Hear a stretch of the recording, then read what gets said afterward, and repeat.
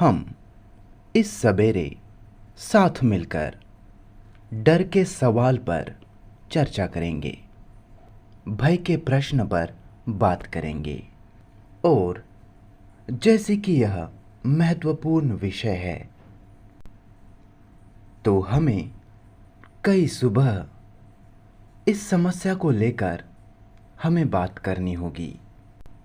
इस प्रश्न में हमें जाना होगा और बाकी सभी समस्याएं, जिन समस्याओं के केंद्र में भय है, डर है, डर के, भय के इस जटिल मुद्दे को अनावरण करने के पहले मुझे लगता है कि हम सबको मुक्ति की प्रकृति को, आज़ादी की प्रकृति को समझना होगा। आज़ादी से हमारा क्या मतलब है? क्या वास्तव में हम आज़ाद होना चाहते हैं? मैं निश्चित नहीं हूं। हम में से ज़्यादातर लोग हर तरह के बोझ से मुक्त होना चाहते हैं। हम कुछ मज़े देने वाले, संतुष्टि देने वाले जटिल विचारधाराएं और सूत्र जो तृप्तिदायी है, उन्हें हम रखना चाहते हैं। और जो चीज़ें दर्दनाक है, पीड़ादायी है, हम उन्हें हटा देना चाहते हैं, भुला देना चाहते हैं। खराब यादें, दुखदायी अनुभव और बाकी सब। तो हमें आज़ादी क्या है, इस सवाल में जाना होगा। क्या आज़ाद हो पाना संभव है भी या नहीं? या फिर ये एक विचारधारागत काल्पनिक आदर्श है, केवल एक धारणा है जिसका वास्तविकता से कोई संबंध नहीं। हम कहते हैं कि हमें आज़ाद होना है, हम स्वतंत्र होना चाहते हैं, लेकिन मुझे लगता है कि हमारी इच्छा, हमारा झुकाव, हमारी प्रवृत्ति हमें प्रोत्साहित करने से पहले हमें आज़ादी की प्रकृति और उसके ढांचे को समझना होगा। क्या किसी भी चीज़ से आज़ाद होना आज़ादी है? दर्द से आज़ादी, किसी तरह के चिंता से आज़ादी। आज़ादी ऐसी चीज़ से जो पूरी तरीके से अलग है। आज़ादी से ही आज़ादी।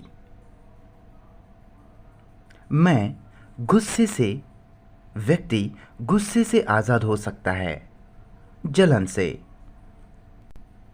और किसी से आज़ादी क्या प्रतिक्रिया है, जिस कारण वह आज़ादी है ही नहीं। बराबर। माफ़ करना, आज थोड़ी गर्मी है, पर हमें एडजस्ट करना होगा। क्या आज़ादी किसी प्रतिक्रिया से, झुकाव से या इच्छा से पूरी तरह से अलग चीज़ है? व्यक्ति बड़े आसानी से किसी सिद्धांत, किसी नीति से आज़ाद हो सकता है। उसका विश्लेषण करके आप उसे लात मार सकते हैं। और हठधर्मिता से, सिद्धांतों से आज़ाद होने के उद्देश्य की अपने आप में एक प्रतिक्रिया होती है ना? क्योंकि सिद्धांतों से, नीतियों से आज़ाद होने की इच्छा है। शायद से अब ये और सुविधाजनक ना रहा हो, व्यवहारिक न रहा हो, तर्कसंगत न रहा हो, लोकप्रिय ना रहा हो। शायद परिस्थितियां सिद्धांतों के खिलाफ है। इसलिए आप उससे आज़ादी चाहते हैं, हठधर्मिता से, सिद्धांतों से। लेकिन यह तो एक प्रतिक्रिया है। ये बस आपकी प्रतिक्रिया है। और क्या किसी चीज को पाने या उससे दूर जाने के लिए जो प्रतिक्रिया होती है, क्या वह आज़ादी है?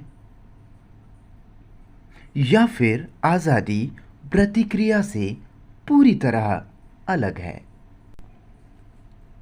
जिसमें उद्देश्य नहीं होता, जो किसी झुकाव या प्रवृत्ति पर निर्भर नहीं होती, या किन्हीं परिस्थितियों पर? और क्या इस तरह की कोई आज़ादी है? व्यक्ति राष्ट्रीयता से आज़ाद हो सकता है क्योंकि आप अंतर्राष्ट्रवाद में विश्वास करते हैं, या फिर राष्ट्रीयता अब और आर्थिक रूप से साझे बाजार में ज़रूरी नहीं रह गई, इसलिए फिर आप कहते हो कि अब राष्ट्रीयता और उसकी नीतियाँ, उसके झंडे और बाकी सब कचरा रखने लायक नहीं है। व्यक्ति आराम से इसे हटा सकता है। लेकिन ऐसे युक्तिकरण का तर्कसंगत निष्कर्ष का क्या आज़ादी से कोई भी संबंध है? कोई गुरु या कोई लीडर, धार्मिक या राजनैतिक लीडर या कोई और, वे लीडर किसी भी चीज़ के अंत में आज़ादी का दावा करते हैं। आज़ादी जो अनुशासन से, अनुपालन से, स्वीकार इत्यादि से लाई गई हो, और वह वादा और आदर्शों का अनुसरण, क्या वह आज़ादी है? कृपया देखिए, आपको इन सब बातों के बारे में बहुत गहराई से सोचना होगा, क्योंकि हम ऐसे चीज़ में जाने वाले हैं जिसके लिए बड़े सचेत समझ की ज़रूरत है। यह आज़ादी एक मस्तिष्क की अवस्था है और इस कारण इतनी तीव्रता से कार्य में है, सक्रिय है, कि यह हर प्रकार की निर्भरता को, गुलामी को उखाड़ के फेंक देती है, हर प्रकार के अनुकरण को या स्वीकार को। और क्या मस्तिष्क को ऐसी आज़ादी चाहिए? क्योंकि ऐसी आज़ादी को ज़रूरत पड़ती है एकांत की, एकाकीपन की, मस्तिष्क की ऐसी अवस्था जो किसी भी आकस्मिक उत्तेजना पर निर्भर ना हो, ना अनुभवों पर, ना आदर्शों पर।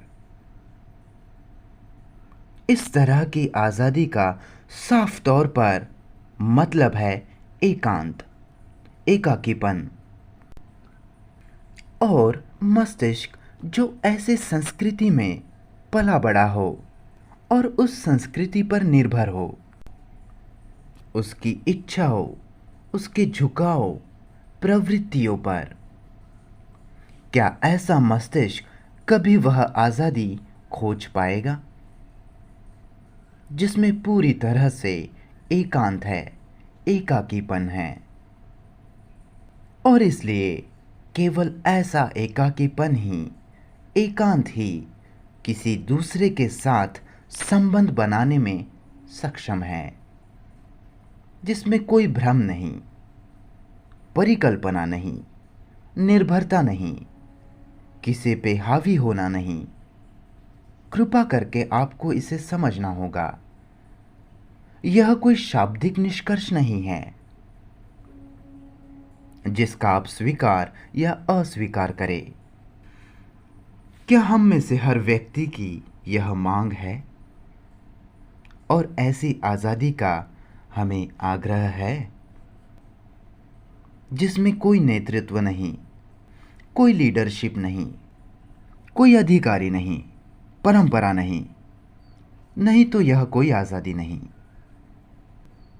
फिर जब आप कहते हो कि मैं किसी चीज से आज़ाद हूं, तो वह बस प्रतिक्रिया है। और चूंकि यह प्रतिक्रिया है, इसलिए ये दूसरी प्रतिक्रिया को आकर्षित करती है। तो व्यक्ति के पास आज़ादी के नाम पर प्रतिक्रियाओं की श्रृंखला हो सकती है। हर प्रतिक्रिया का आज़ादी के नाम पर स्वीकार, पर यह आज़ादी नहीं, बल्कि यह संशोधित अतीत की ही निरंतरता है, जिससे मस्तिष्क चिपका रहता है, चिपका रहना चाहता है। क्या मैं बहुत तेज चल रहा हूं? क्या आप मेरे साथ साथ चल पा रहे हैं? तो भय से आज़ादी एक प्रतिक्रिया हो सकती है, पर ऐसी प्रतिक्रिया आज़ादी नहीं है।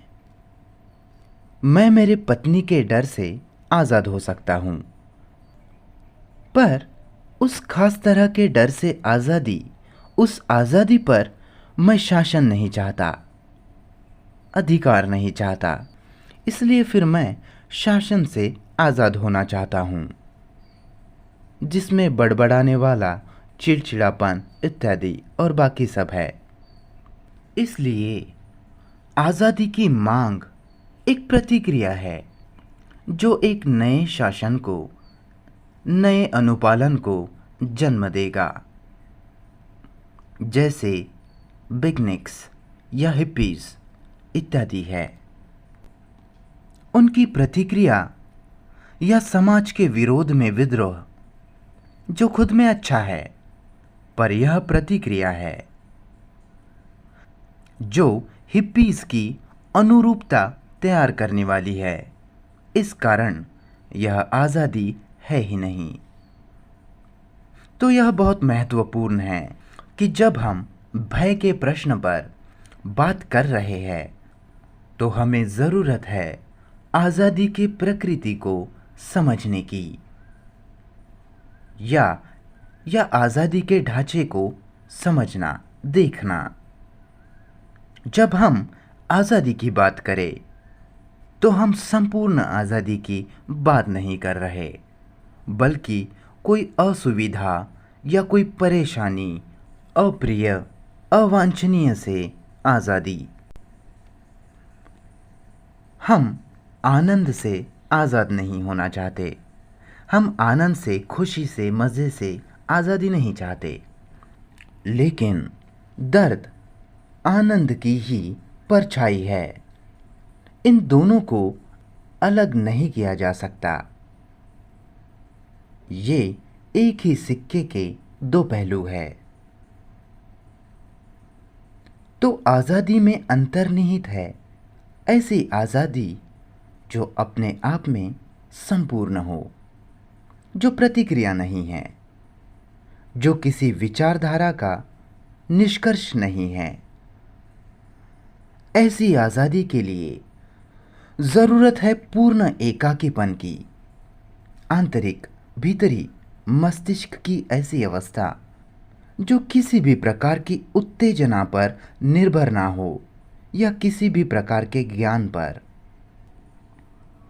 यह आज़ादी किसी भी प्रकार के निष्कर्ष का या अनुभवों का नतीजा नहीं है।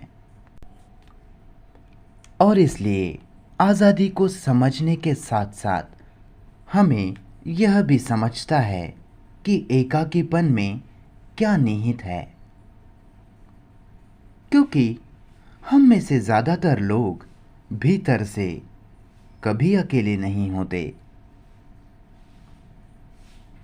खुद को अलग, अकेला कर लेना और भीतर से एकांत में होना, इन दोनों में फ़र्क है। हमें पता है कि खुद को अकेला करना, अकेलापन क्या है, हमें पता है, जिसमें हम खुद के इर्द गिर्द एक दीवार बना लेते हैं, प्रतिरोध की दीवार। हमें फिर कभी पीड़ा ना हो, इसलिए वह दीवार हमने बनाई है। हम कभी असुरक्षित ना हो इसलिए, ताकि हम विचारधारा की स्थिति में, अवस्था में जी सके, जो सपनों में जीने जैसी मूर्खता भरी अवस्था है, जिसकी कोई वैधता नहीं। यह सब वैयक्तिक अकेलापन ले आता है।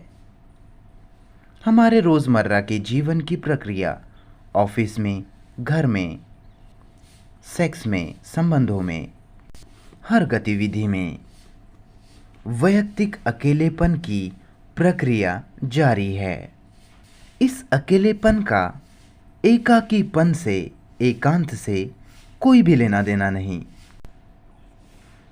एकांत की, एकाकीपन की अवस्था केवल तभी आ सकती है जब समाज के मानसिक ढांचे से, जिस ढांचे का हम सब हिस्सा है, जिस ढांचे को हमने हमारी प्रतिक्रियाओं से तैयार किया है, बनाया है, उस ढांचे से हम आज़ाद हो जाए। समाज के उस मानसिक ढांचे से हम आज़ाद हो। क्या ये वाक्य बहुत लंबे हैं? मुझे डर है कि ये बड़े लंबे वाक्य नहीं हैं। नहीं है ना? हम संपूर्ण आज़ादी की प्रकृति के बारे में और भी चर्चा कर सकते हैं, और संपूर्ण आज़ादी को समझने में हम संपूर्ण एकांत के बोध पर पहुंचते हैं। और हमें इस एकांत को समझना ज़रूरी है, क्योंकि मुझे महसूस होता है कि वो मस्तिष्क जो इस एकांत को समझ पाया है, केवल वही मस्तिष्क संबंध बना सकता है जिसमें किसी भी प्रकार का कोई संघर्ष नहीं होता, कोई द्वंद्व नहीं होता। लेकिन अगर हम एकांत क्या है जो हम सोचते हैं कि एकांत है, इसकी छवि बना ले और उसे एकांत समझकर अपने भीतर स्थापित कर ले और वहाँ से संबंध बनाने का प्रयास करे, तो ऐसे संबंध में संघर्ष आएगा ही। बराबर? देखिए, हम भय की ही बात कर रहे हैं। ये मत कहिए कि हम भय की बात नहीं कर रहे। हम आ रहे हैं उस पर अगर आप इस केंद्रीय मुद्दे से संबंधित समस्याओं को नहीं समझेंगे, नहीं देखेंगे, तो जब भय की बात आएगी तब हमें पता नहीं होगा कि इसके साथ क्या करना है। हम कह रहे हैं कि हम मनुष्य जो इतने लंबे समय से जिए हैं, बहुत सारे अनुभवों को इकट्ठा किया है। हम मनुष्य सेकेंड हैंड इकाई है। हम अतीत है। कुछ भी मूल नहीं, कुछ भी असली नहीं। हम हर प्रकार की यातना से दूषित है, द्वंद्व से, आज्ञाकारिता से, डर से, स्वीकार से, जलन, चिंता से। और इस कारण हम में वह एकाकीपन की, एकांत की खूबी नहीं है, एकांत का गुण नहीं है। कृपया खुद को देखिए, खुद का अवलोकन कीजिए। जैसा मैंने दूसरे दिन कहा कि वक्ता, बोलने वाला एक आईना है। बोलने वाले को और उसके शब्दों को आईने जैसा इस्तेमाल करें, जिसमें आप खुद को देख रहे हैं, खुद का अवलोकन कर रहे हैं। क्योंकि जितना ज़्यादा आप खुद के बारे में जानते हो, उतना महत्तर, उतनी ही अधिक परिपक्वता होगी। अपरिपक्व वही है जो खुद को बिल्कुल नहीं जानता और डर की विशेषताओं में से एक विशेषता है खुद का अस्वीकार। जैसे हम हैं वैसे ही खुद का स्वीकार न करना, खुद का सामना ना करना। हम वर्तमान में इस पर आएंगे और हम कह रहे हैं कि इंसान होने के नाते हम केवल एक नतीजा है, हम अतीत का एक उत्पाद है। मानसिक रूप में जैसे हम हैं, हम बस एक नतीजा है, अतीत का उत्पाद है। और समय का, संस्कृति का, अनुभवों का, ज्ञान का हजारों कल की यादों का नतीजा होने के कारण, एक उत्पाद होने के कारण इस स्थिति में एकाकीपन नहीं है। और इसलिए हमारे सभी संबंध जो रह चुका है या जिस तरह से होना चाहिए, इन छवियों पर आधारित है। इस कारण सभी संबंधों में तनाव है। संबंध युद्ध भूमि बन चुके हैं। और अगर कोई समझ पाए कि सही संबंध क्या है, तो व्यक्ति को एकांत की प्रकृति और संरचना की खोज, उसकी पड़ताल करनी होगी, जो कि पूरी तरह से एकांत में होना है। लेकिन यह शब्द एकांत, यह शब्द छवि बना लेता है। खुद को देखिए, आप देख पाएंगे कि जब आप इस शब्द का इस्तेमाल करते हैं, तब एक सूत्र, एक छवि निर्माण होती है और आप उस छवि के हिसाब से, सूत्र के हिसाब से जीने लगते हैं। पर शब्द वास्तविकता नहीं है। तो व्यक्ति को समझना होगा, जीना होगा उसके साथ जो वास्तव में है, जो कि है कि हम अकेले नहीं हैं। हम यादों की, याददाश्त की एक गठरी है, यादों का बंडल जो सदियों से हमें सौंपा जा रहा है, एक जर्मन के तौर पर, एक रूसी के तौर पर और बाकी सब। और एकांत को समझना, जो कि बिल्कुल निराला है, उसे समझने में अगर आपको सच में पता है कि इसका क्या अर्थ है, और अगर आप इसके साथ जीते हो एकांत की अवस्था में, तो फिर वहाँ मस्तिष्क हमेशा तरोताज़ा होता है, क्योंकि वह झुकाव, प्रवृत्तियाँ और परिस्थितियों द्वारा नहीं चलता। और इसे समझने में आप वास्तव में जो है उसी के साथ रहने की ज़रूरत को भी समझेंगे। क्योंकि डर की समस्याओं में से एक मुख्य समस्या यह भी है कि हम खुद के साथ वैसे ही नहीं रहना चाहते जैसे हम वास्तव में हैं। हम खुद का सामना नहीं करना चाहते।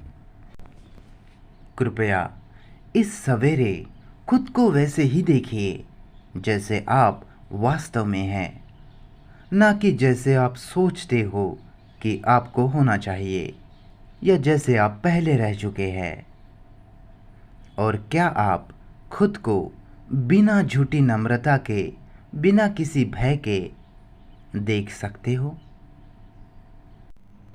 बिना खुद को न्यायोचित ठहराए या बिना खुद की निंदा किए, क्या आप वैसे ही जी सकते हैं?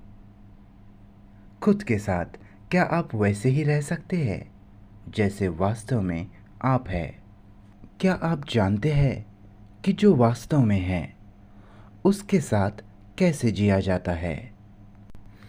मैं जब खुद को देखता हूँ, खुद का अवलोकन करता हूँ, तो पाता हूँ कि मैं ईर्ष्यालु हूँ, मुझ में जलन है, या मैं बेचैन हूँ, चिंतित हूँ। मुझे वह मुझ में दिखाई पड़ता है, मुझे उसका बोध होता है।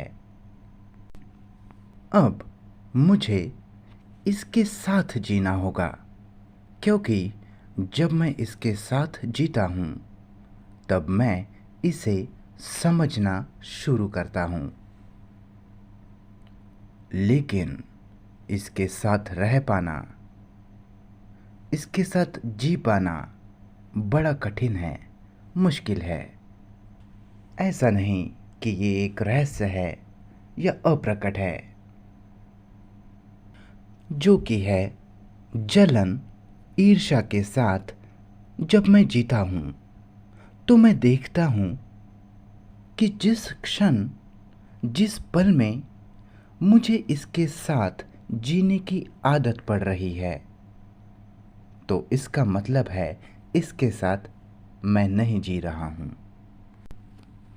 कृपया ज़रा ध्यान से इसे देखिए, समझिए। क्या आप ये सब समझ पा रहे हैं? वहाँ नदी है और मैं रोज़ उस नदी को देखता हूँ, उसकी आवाज़ सुनता हूँ, पानी का बहाव। और 2-3 दिनों में मुझे इसकी आदत हो जाती है। मैं फिर लगभग उसे सुनता ही नहीं हूँ। मेरे पास उसकी तस्वीर हो सकती है। मैंने उसकी सुंदरता को, उसकी गहराई को देखा है, उसके हर रंग को, परछाई को, उसकी प्रकृति को देखा है। और 1 हफ्ते बाद मैं उसे देखता हूँ तो मैंने उसे खो दिया है। बराबर। मुझे उसकी आदत पड़ गई है। और यही बात पहाड़ों के साथ, वृक्ष के साथ, झरनों के साथ, घाटियों के साथ, परिवार के साथ, मेरे पत्नी या पति के साथ यही होता है। पर किसी चीज़ के साथ सच में जीना, ईर्ष्या, जलन के साथ जीना, मतलब जैसे वह जीवंत है। जलन एक जीवित चीज़ है, चिंता जीवित है। और उसके साथ जीने का मतलब कि मैं कभी उसका स्वीकार कर ही नहीं सकता। मुझे कभी भी उसकी आदत नहीं पड़ सकती। मुझे इस पर ध्यान देना होगा, इसकी देखभाल करनी होगी। जैसे किसी नए पौधे को लगाने के बाद उसकी हम देखभाल करते हैं, धूप से, तूफान से उसे बचाते हैं। इसी तरह चिंता के साथ जीना, या ईर्ष्या के साथ, जलन के साथ, ईर्ष्या के साथ, जलन के साथ जीने के लिए मुझे इसकी देखभाल करनी होगी। उसकी आदत नहीं होनी चाहिए, ना ही उसकी निंदा करनी है। इसलिए फिर मैं इससे प्यार करने लगता हूँ।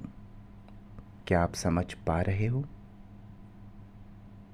जब मुझे किसी की चिंता होती है तो मैं उसकी देखभाल करता हूँ, उससे प्यार करने लग जाता हूँ।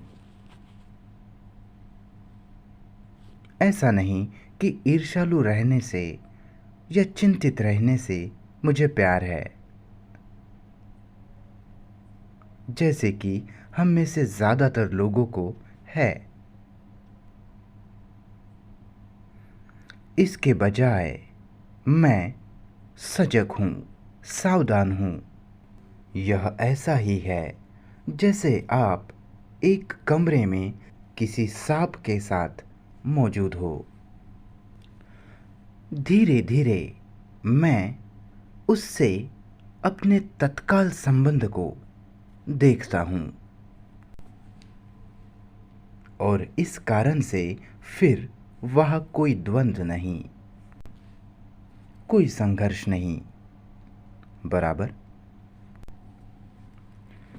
तो क्या मैं और आप उसके साथ जिए जो वास्तव में हैं, जो हम वास्तव में हैं? मूर्ख, मंदबुद्धि, आक्रामक, हिंसक, डरे हुए, दया के प्रेम के भूखे, बड़े आसानी से आहत होने वाले, उबाऊ, उदास, जीना उसके साथ, देखना कि वास्तव में क्या है, उसका स्वीकार या अस्वीकार किए बिना, उसे उचित या अनुचित ठहराए बिना, बस उसका अवलोकन करना, जैसा वह है, जैसा वह है वैसा ही उसके साथ जीना।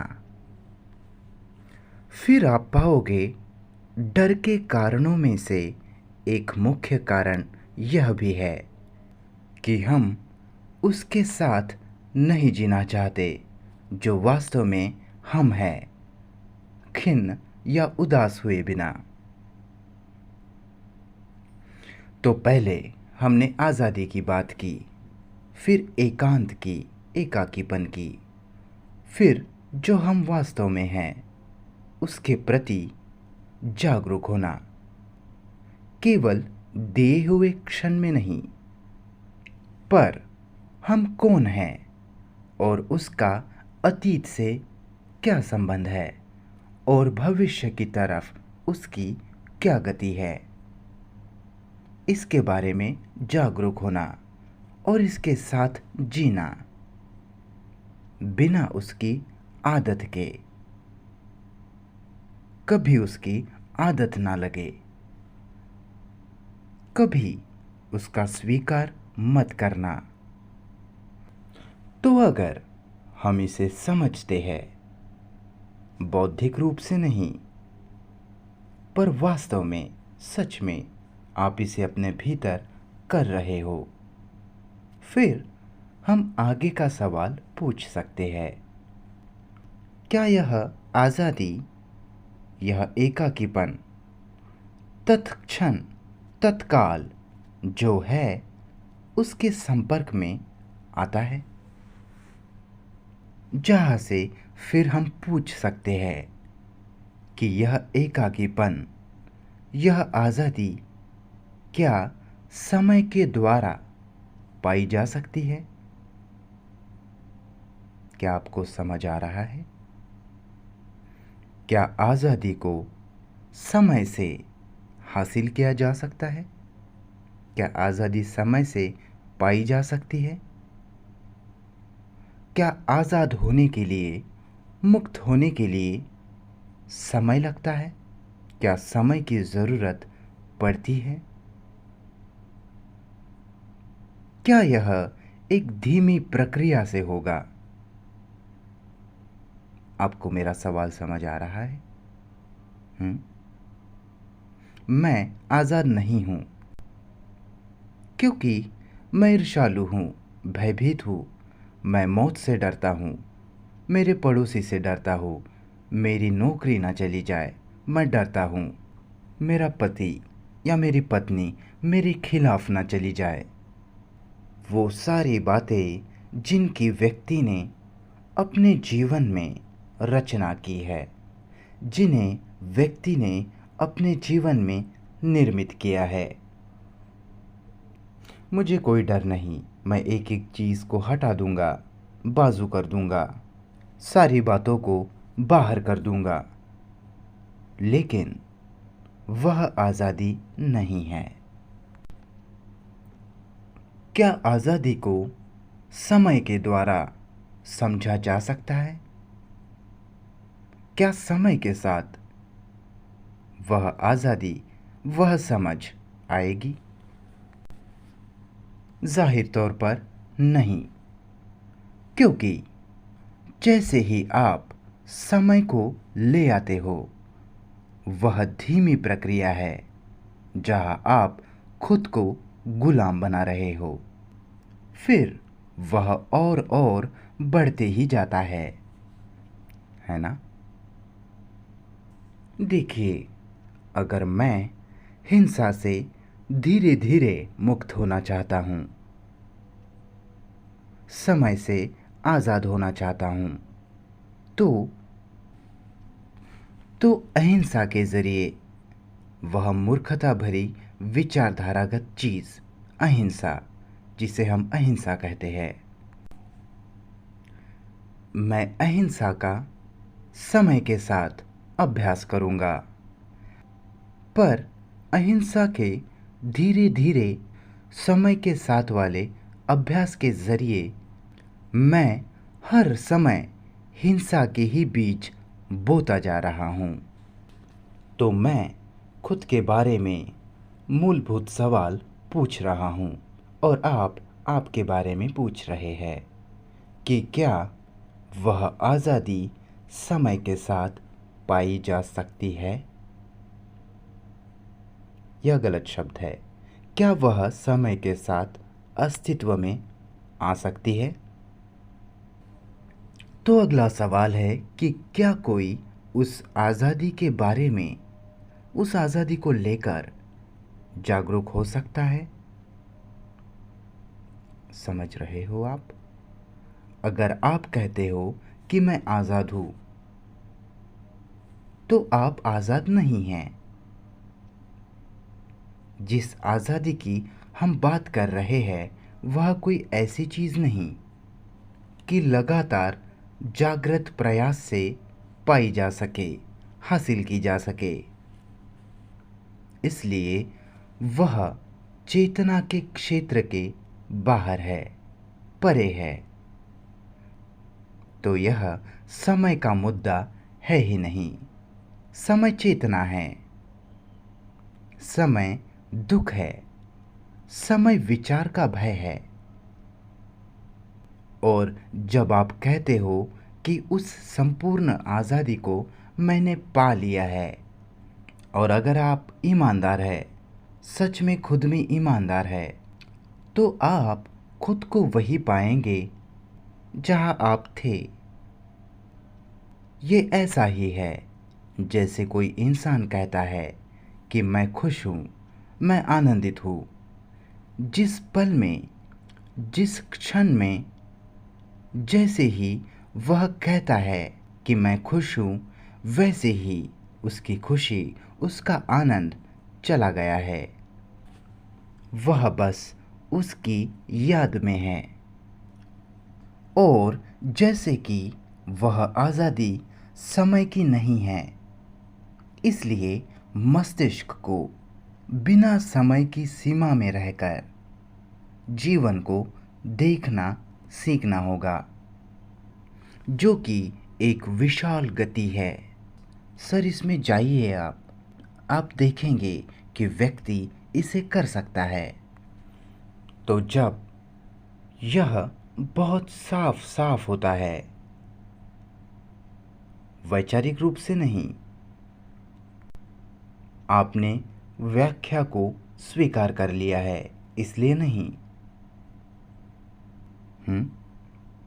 फिर हम डर क्या है उसकी खोज में आगे बढ़ सकते हैं कि क्या यह संभव है कि जीवन के अस्तित्व से हर तरह का भय पूरी तरह से हमेशा के लिए मिट जाए, खत्म हो जाए। क्योंकि हो सकता है कोई व्यक्ति डर के प्रति सतही तौर पर जागरूक हो, जो कि है, हो सकता है मैं मेरे पड़ोसी से भयभीत हूँ और मुझे पता है, और वह जो भी कहता है मैं प्रतिरोध करता हूँ, उपेक्षा करता हूँ, क्योंकि मैं सोचता हूँ कि वह मूर्ख बूढ़ा है या मूर्ख जो भी हो, प्रतिरोध। जागरूक होकर मैं मेरे भय के बारे में जान सकता हूँ, पर मेरे मस्तिष्क की गहरी परतों में क्या मैं मेरे भय को लेकर जागरूक हूँ? क्या मस्तिष्क भय की, डर की गहरी परतों के बारे में जागरूक है? और कैसे आप इसका पता लगाएंगे? क्या आप मेरे प्रश्न को समझ रहे हो? तो समस्या गहरी है, जो कि है क्या डर को, भय को चेतन अचेतन ऐसे दो हिस्सों में बांटा जा सकता है? कृपया इसे ध्यान से समझिए, यह बहुत महत्वपूर्ण सवाल है।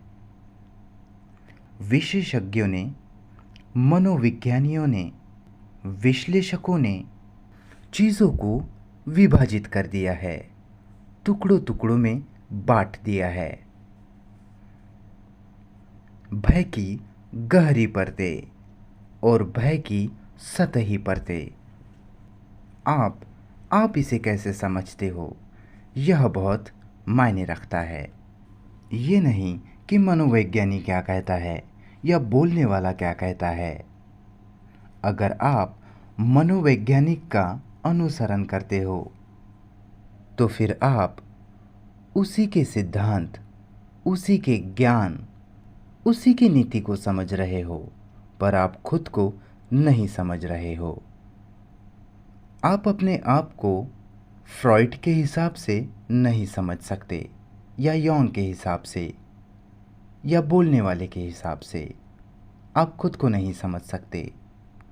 आपको तो खुद को समझना होगा।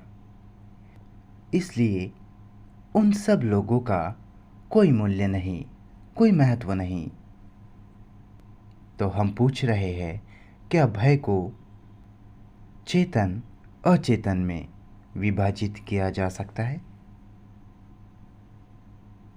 कृपया ज़रा संभल कर कैसे आप इस प्रश्न का उत्तर देते हो। अगर आप कहते हो कि इसे विभाजित नहीं होना चाहिए, तो फिर आप अचेतन का अस्वीकार कर रहे हो, बराबर। अगर आप कहते हो कि डर को विभाजित होना चाहिए, तो फिर आप उस सूत्र का स्वीकार कर रहे हो। और आप देखेंगे कि इसमें क्या निहित है। अचेतन और सतही भय में क्या अंतर्निहित है। व्यक्ति आसानी से सतही डर को, सतही ऊपरी भय को जान सकता है, पहचान सकता है, आपकी तत्काल प्रतिक्रियाओं को जानकर। लेकिन गहरे दबे भय को उजागर करना, अनावृत करना, वो कैसा हो पाएगा?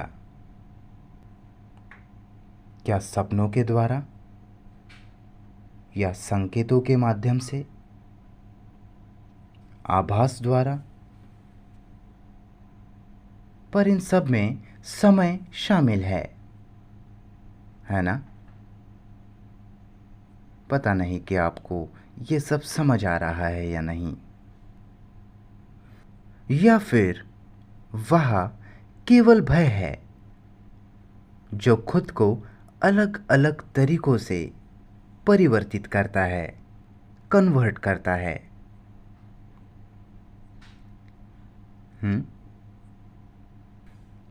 वह केवल एक ही इच्छा है, वह केवल इच्छा है, सिर्फ वस्तुएं बदल जाती है,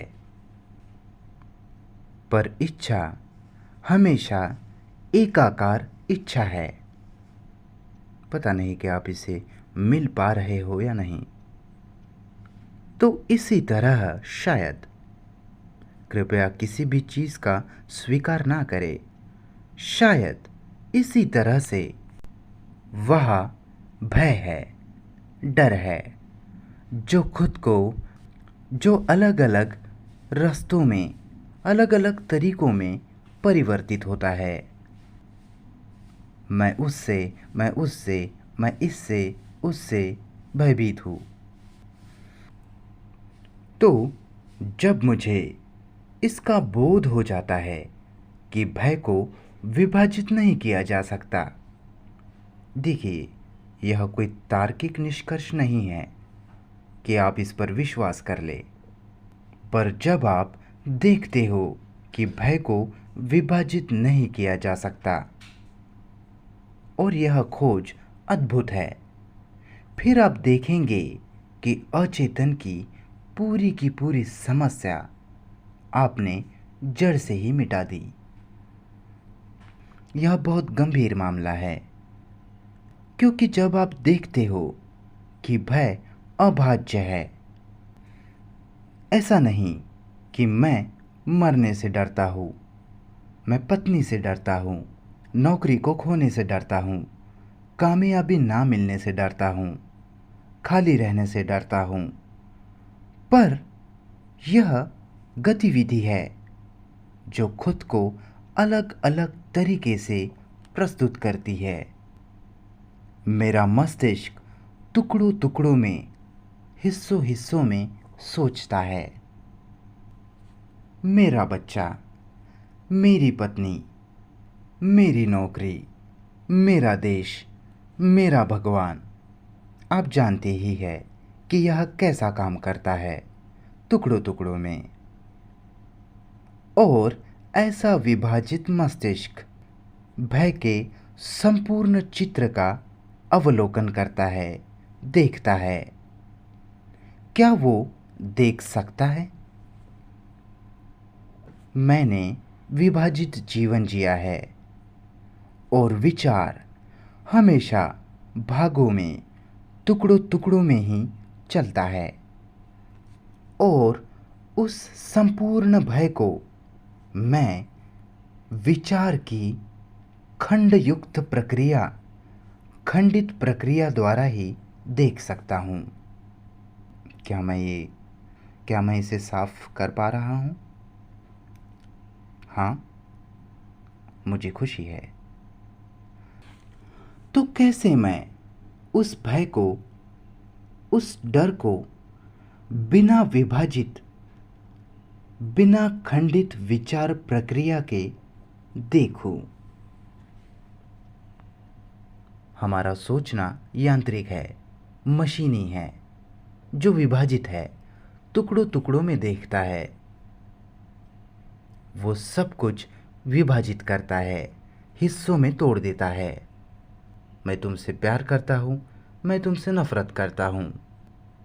आप मेरे दोस्त हो और आप मेरे दुश्मन।